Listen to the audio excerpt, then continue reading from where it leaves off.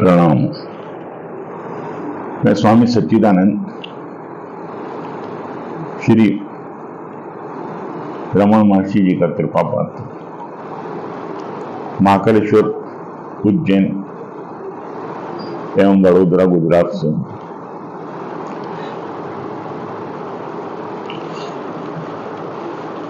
एक प्रश्न उठाया किसी ने कि हम ध्यान करते हैं रोज, उससे हमारे अंदर एक अवेयरनेस आती, उस अवेयरनेस के द्वारा हम विचारों को तो देखते हैं, है ना, हमें विचारों से मुक्ति मिलती, लेकिन संसार की छोटी छोटी जो बातें हैं उनसे हम दुखी क्यों हो जाते हैं, विचलित क्यों हो जाते हैं।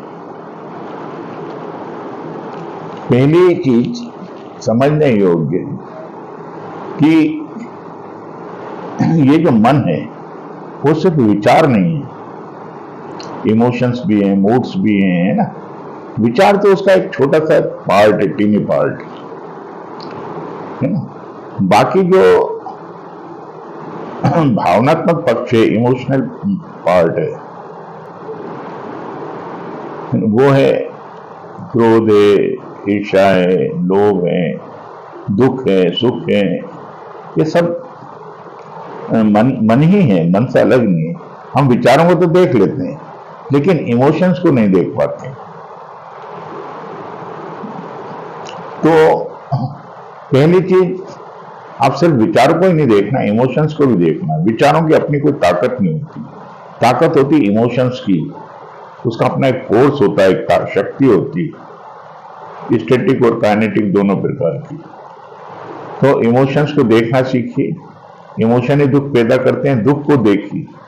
हम दुख के प्रति अवेयर नहीं रहते और हमें सुख के प्रति भी अवेयर रहना है। दुख और सुख के प्रति ही अवेयर रहना है, दोनों के प्रति, नेगेटिव पॉजिटिव।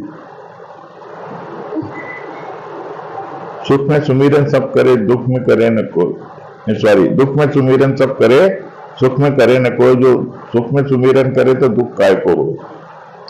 आप सुख के प्रति भी अवेयर रहिए। सुख के प्रति अवेयर रहेंगे तो इसका मतलब सुख से अलग हो जाएंगे, सुख की डिमांड गिर जाएगी, तो दुख चला जाएगा। क्योंकि जहां हम सुख चाहते हैं वहीं दुख होता है। क्योंकि जब हमारी कोई अपेक्षा पूरी नहीं होती, हमें लगता है ये चीज मिल जाने से हम सुखी हो जाएंगे, जब हम सुखी नहीं होते तो दुख होता है। मेरे को ये व्यक्ति मिल जाएगा तो मैं सुखी हो जाऊंगी या हो जाऊंगा, मुझे कार मिल जाएगी मैं सुखी हो जाऊंगी या हो जाऊंगा। और जब चीजें मिल जाती और सुखी नहीं हो पाते और उल्टे दुख आ जाते बहुत सारे, तो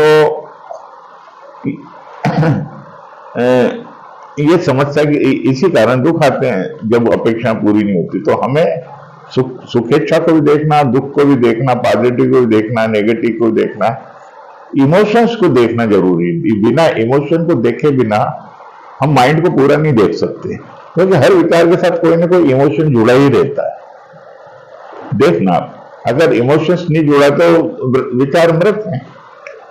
अब रशिया में कोई व्यक्ति मर जाता है, हमारा उससे कोई सेंटिमेंट नहीं जुड़े तो हमें दुख भी नहीं होगा। जहां सेंटिमेंट जुड़े, इमोशंस जुड़े हुए हैं, पता चलता है उसकी डेथ हो गई तो दुख होता है। तो विचार कोई भी हो वो अपने आप में ऊर्जा नहीं रखता है, उसके पीछे इमोशंस की ऊर्जा होती है। उस इमोशंस को जब तक नहीं देखेंगे संबंध विच्छेद नहीं आए। तीसरी चीज, ये दुखी होने वाला कौन है। योगानंद जी से, सॉरी, रमण महर्षि से योगानंद जी ने पूछा था कि दुख क्यों है, तो रमण महर्षि ने उत्तर दिया, who suffer, who is sufferer, कि दुखी कौन होता है, यानी मैं नाम की चीज है ना। तो ये दुखी कौन होता है, कौन है ये मैं नाम की चीज। अगर हम इस ईगो को देखना सीख जाएं, तो मूल जड़ है हमारे सुख की, दुख की, विचारों की। मैं के बिना आप विचार कर सकते हैं? नहीं कर सकते ना। विचारक ही तो विचारों को पैदा कर रहा है, मैं ही तो दुखी और सुखी हो रहा है। अगर इसकी जड़ मैं को देख लिया तो हम मैं से भी मुक्त हो जाएंगे। तो पहला जो चरण है विचारों को देखना, दूसरा चरण है इमोशंस को देखना, है ना, मूड्स को देखना, पॉजिटिव, नेगेटिव, दुख, सुख, ये जो है।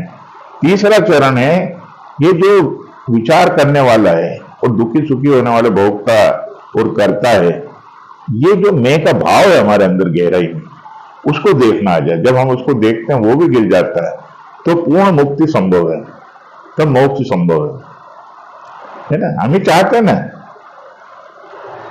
सुख, और हम ही दुखी होते हैं। तो देखिए दुखी कौन हो रहा है, उसको अपने फोकस ऑफ अवेयरनेस में लाइए,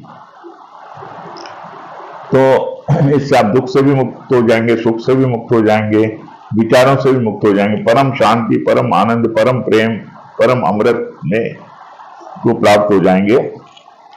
और बस यही मिस्टेक हो रही है, यही मिस्टेक हो रही है। दूसरा, अवेयरनेस पे जोड़ दीजिए, है ना।